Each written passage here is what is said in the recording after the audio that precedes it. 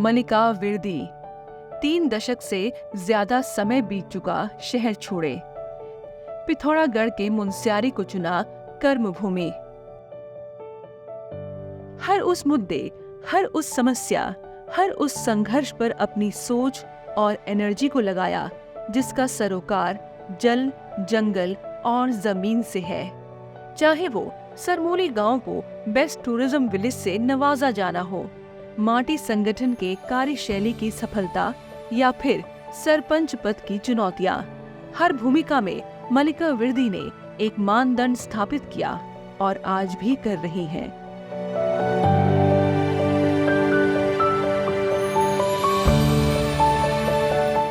मैं मुनस्यारी में 1992 में आई थी। दिल्ली से आई थी और एक तरह से पहाड़ों में एक तरह से कहिए ज़िंदगी ढूंढने आई। पहाड़ों से तो लगाव था ही, क्योंकि हम लोग आते थे। मैं माउंटेनियर हूँ, ट्रैक करती हूँ, तो कॉलेज से निकल जाना, ट्रैक्स के लिए जाना हमेशा अजीब सा लगता था, छोड़ के वापस शहर चले जाना। पर उस समय ये भरोसा नहीं था कि हम लोग एक गांव में अपनी ज़िंदगी बना पाएंगे या नहीं, या वो मौका मिलेगा भी या नहीं। तो 92 में आए और हमने उस समय काम लेकर आया, हमें ज़मीन खरीदी 93 में और एक छोटा सा घर बनाया। मेरे लिए तो ये एक तरह से ग्रामीण ज़िंदगी नहीं थी, पहाड़ नहीं थे। मेरा बचपन देहरादून में कटा, तो पहाड़ों से वो एक लगाव तो था ही। मेरे जो साथी हैं उनका बचपन नैनीताल में कटा था, तो हम दोनों के लिए एक तरह से सहज ही था। जब हम पहुँचे तब मेरा बेटा 6 महीने का था। अब वो खुद 3 साल के बेटी के पिता हैं। तो आप मानिए अब हमारी 3 पीढ़ियाँ हो गई यहाँ पर। मैं तो कहूँगी पहाड़ खींच लाए। और कई बार ये सवाल उठता है कि शहर छोड़ के पहाड़ क्यों आए। मुझे तो लगता है कि क्यों ना आए, सवाल वो होना चाहिए। और खोया कम, पाया बहुत। और पाया क्या, वो एक सहज ज़िंदगी जहाँ आज भी सेंस ऑफ कम्युनिटी ज़िंदा है। मुझे लगता है वो एक बहुत बड़ा कारण था जो हम लोग ना केवल यहाँ पहुँचे पर टिक पाए, जी पाए, खुश रहे हैं। और दूसरा मुझे लगता है जो हमें यहाँ खींच लाया वो ये है, जो हमारा प्रकृति के साथ एक रिश्ता हम कायम कर सकते हैं, क्योंकि यहाँ पर वो रिश्ता एकदम से जीवंत है। आपको आपके सामने सब कुछ दिखता है, आप या तो उसको संभालो या उसको गवाओ।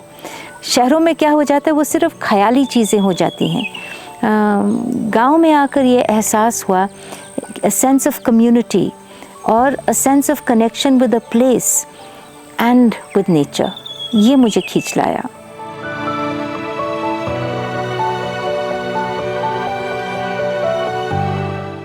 मुझे लगता है शहर से कनेक्शन टूटा नहीं, पर शहर का कनेक्शन बदला ज़रूर। मैं बड़ी हुई थी दिल्ली शहर में 80 के दशक में, कॉलेज काम शुरू करना, और उस समय महिला आंदोलन में एक तेज़ी आ रही थी और एक स्लोगन था, पर्सनल इज़ पॉलिटिकल, यानी कि आपकी खुद की ज़िंदगी ही आपकी राजनीति तय करेगी, आप दूसरों के लिए क्या लड़ेंगे। तो वो एक सीख कि आप समस्या का हिस्सा भी हो और उस समस्या का समाधान खुद हो, उसी को आप लेकर चले। और मुझे लगता है वो फ़िलॉसफी, वो दर्शन मैं अपने साथ लेकर आई। और जहाँ शहरों में स्ट्रगल होता है कि अपने आप को व्यक्तिगत रूप से आप कैसे स्थापित करोगे एक महिला होने के नाते, यहाँ मुझे एक और सीख मिली, और वो ये है कि आप समुदाय में, कम्युनिटी में कैसे अपने आप को स्थापित करोगे। और वो जो एक कलेक्टिव एहसास है, और ह्यूमन बींग्स तो कलेक्टिव एनिमल्स हैं, मतलब हम लोग तो ग्रेगेरियस हैं, हमें कम्युनिटी चाहिए, हमें साथ चाहिए। वो संरचना करना, वो ढूंढ पाना, वो मेरा, मैं तो कहूँगी गांव का जो सफ़र रहा, वो ताकत शहर से लेकर आई और उसको मैंने यहाँ पाया।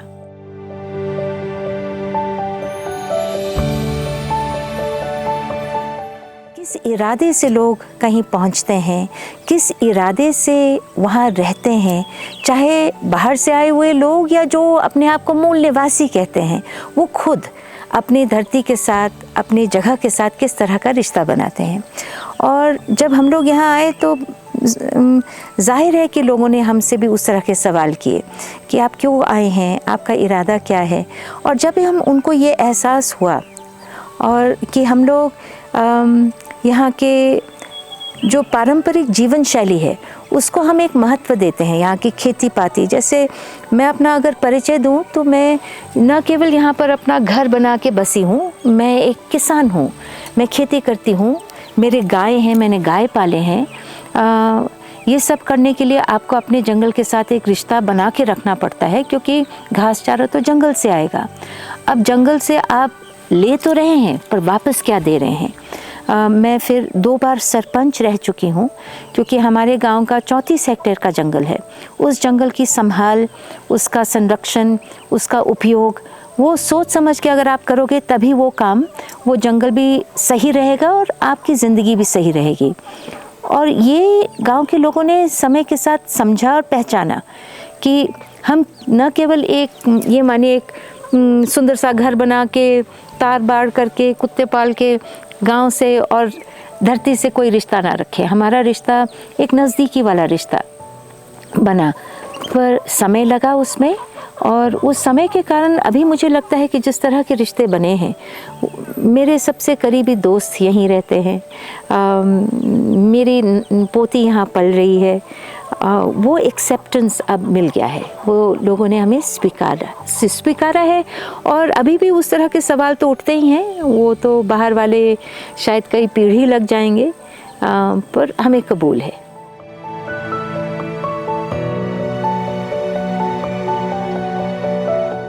उत्तराखंड जो एक प्रदेश है, पहाड़ प्रदेश है, और जो एक अलग राज्य की मांग भी जो की गई थी, वो मांग का आधार ही ये था कि यहाँ के जल, जंगल, ज़मीन यहाँ के आबादी के लिए उपलब्ध हों, ना कि एक ऐसी जगह जहाँ पर आप सिर्फ उसमें से एक्सट्रैक्ट कर रहे हो, लेके चले जा रहे हो। अब उत्तराखंड राज्य को बने 24 साल हो गए हैं। उत्तराखंड की तो समस्या ये है कि लोग यहाँ से पलायन करके बाहर चले जा रहे हैं। ऐसा क्यों नहीं कि और प्रदेशों से ऐसे लोग निकल रहे हों। उत्तराखंड में क्यों है कि ये फिनोमेना बन गया है कि आप गोस्ट विलेजेस की बात कर रहे हैं।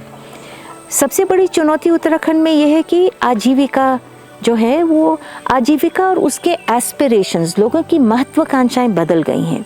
अब कहीं पर ग्रामीण जीवन, खेतीहर जीवन, पशुपालन का जो जीवन है, उसको हम कहीं अपने मन में कम मानने लग गए हैं। उस कारण से लोग, अब उनको लगता है कि यहाँ से हम निकलें। हमें लगता है कि पहाड़ों में अगर आजीविकाएं, पारंपरिक और जो मॉडर्न जीविकाएं हैं, वो अगर जीवंत हो जाए, लोकल इकोनॉमी में एक ताकत आ जाए और एक बैलेंस्ड रूप से आप प्रकृति के साथ रहें, हर चीज़ आप पैसे में ना तोलें। वेल्थ क्रिएशन और वेल बीइंग का जो अंतर है, एक खुशहाल जीवन हो, ये नहीं कि आप सिर्फ पैसे से उस खुशहाली को नापें। वो एस्पिरेशनल जो साइड है, वो एक चुनौती बन चुकी है उत्तराखंड के लिए, इसीलिए लोग निकल रहे हैं। और हम लोग का प्रयास ये रहा है कि उत्तराखंड में रहकर, गांव में रहकर लोकल इकोनॉमी को हम कैसे मजबूत कर सकते हैं। उदाहरण के लिए हम लोगों ने पर्यटन का रास्ता चुना, पर ये भी जिम्मेदाराना पर्यटन। प्रकृति के भी लिमिट्स हैं, आप उसको कितना आप उसमें से निचोड़ पाएंगे। हर चीज़ आप उसको मोनेटाइज नहीं कर सकते और एक सीमा होती है। और जो आप कमा रहे हो, वो एक कम्युनिटी के रूप में, आप एक समुदाय के रूप में आप उसको शेयर करें।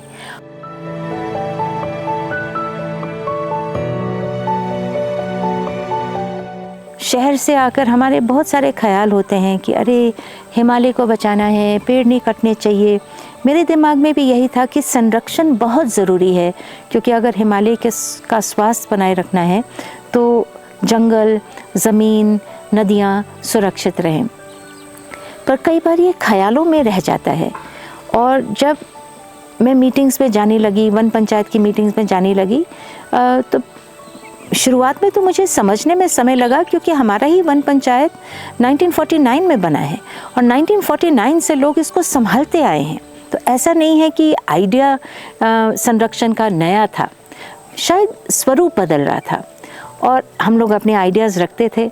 फिर सरपंच बनने की जब बात आई तो हमारा जो उस समय का सरपंच था वो ग्राम प्रधान बना, तो सरपंच का पद खाली हो गया। तो लोगों ने कहा आप बन जाइए सरपंच, आप कई बातें उठाती हैं तो आप करिए।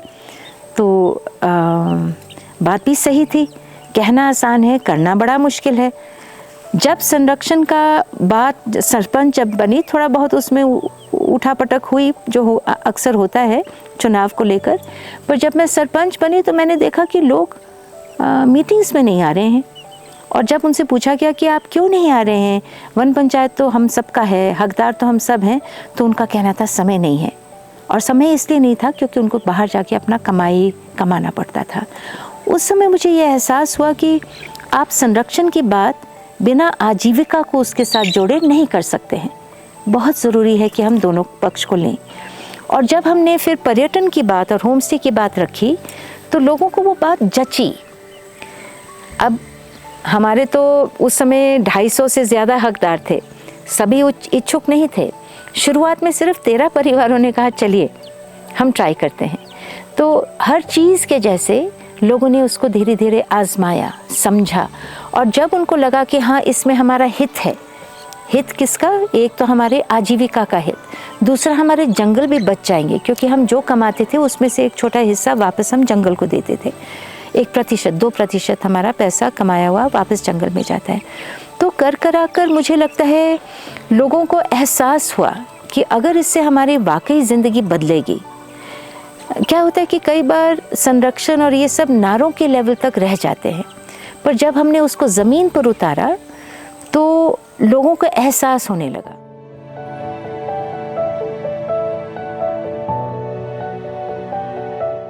आप किसी जंगल में अगर जाएं और उसमें आपको बहुत सारे विशाल मजबूत पेड़ नज़र आएं, पर उसके नीचे छोटे पेड़ नज़र ना आएं, तो उस जंगल का आप ये मान के चलिए उसका सीमा तय हो गया है, उसका टाइम अप हो गया है।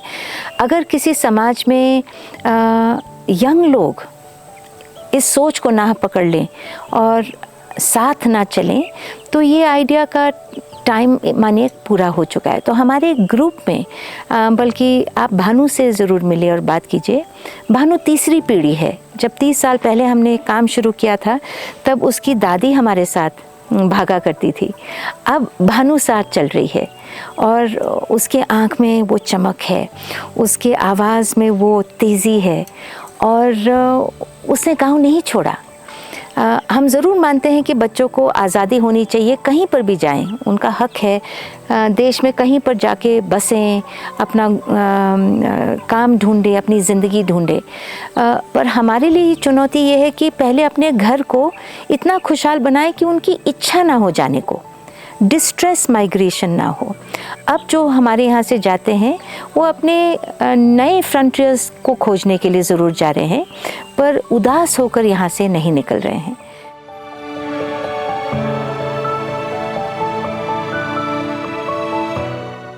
उत्तराखंड को आजकल कभी कभी अभी सुनने में आ रहा है कि क्या उत्तराखंड एक फेल्ड स्टेट है। अब इस तरह के सवाल कहीं कहीं सुनने को आ रहे हैं।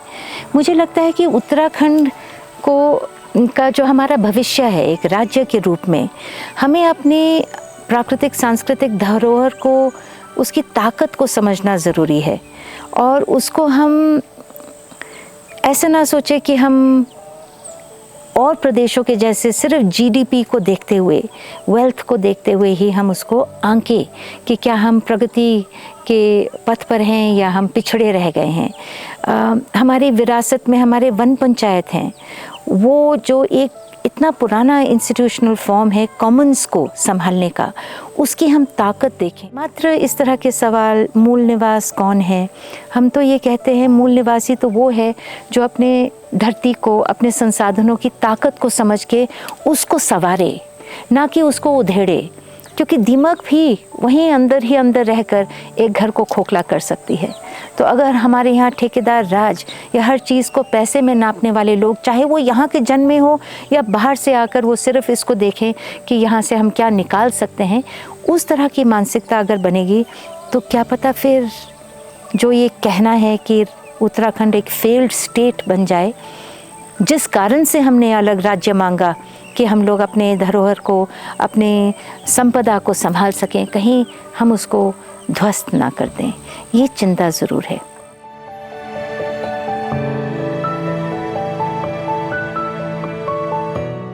मेरे तो सपने की दुनिया है ये, और ये असलियत बन पाई। पहाड़ों में जी पाना, प्रकृति के नज़दीक रहना, खेती कर पाना, ये मेरा सपना था।